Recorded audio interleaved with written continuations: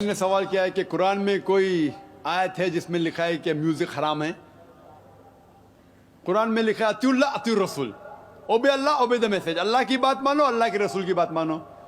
तो कुरान या सही हदीस में मौजूद है, हमें मानना चाहिए। कुरान में डायरेक्ट वर्स नहीं है, कोई साफ अल्फाज से कि म्यूजिक हराम है, इनडायरेक्ट है। लेकिन अल्लाह के रसूल की हदीस में है, सही हदीस में लिखा है कि सिर्फ डफ होता है, वन साइडेड ड्रम, डफ अलाउड है, उसके अलावा बाकी म्यूजिकल इंस्ट्रूमेंट्स हराम है। ये साफ तौर पे लिखा है।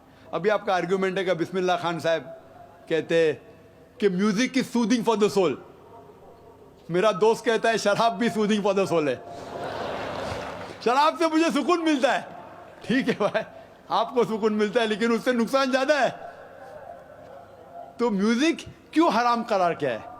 इट इंटॉक्सिकेट्स। कुरान में लिखा हुआ है, चैप्टर नंबर 2 सूरह अल बकरा में, सूरा नंबर 2 आयत नंबर 219, शराब में फायदे भी है नुकसान भी है। अल्लाह ताला जानता है, अल्लाह ताला सब कुछ जानता है। कुरान में लिखते हैं अल्लाह ताला कि शराब में फायदे भी है नुकसान भी है, लेकिन नुकसान फायदे से ज्यादा है।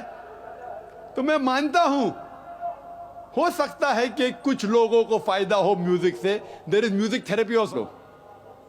कुरान में एक सूरह शुरा है, पोएट्स।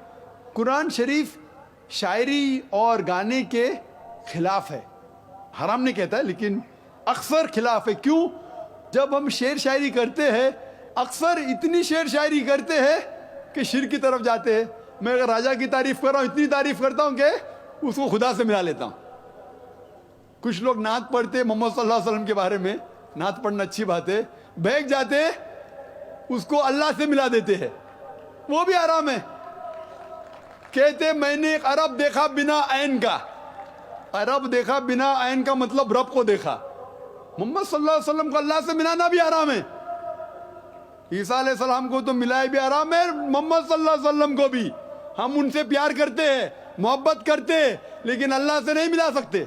इसीलिए 5 बार आज़ान में हम सुनते हैं ला इलाहा इल्लल्लाह मोहम्मद रसूलुल्लाह। हम इबादत करते सिर्फ अल्लाह की, और मोहम्मद सल्लल्लाहु अलैहि वसल्लम उसके रसूल है, उसके बंदे हैं, अल्लाह नहीं है।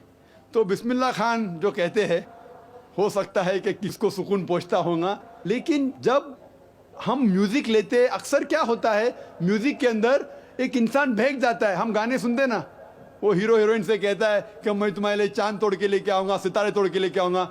ये हम जानते हैं सही नहीं है, तो भी हम गुनगुनाते। वो क्यों म्यूजिक होती है? हम जानते कौन चांद या तारे तोड़ के कौन लेके आ सकता है।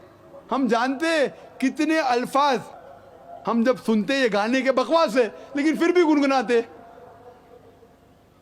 नहीं सुनना चाहते तो भी सुनते। घर के बाहर बोंगा लगा है 1 2 3, क्या 1 2 3, नहीं सुनना चाहते फिर भी सुनना।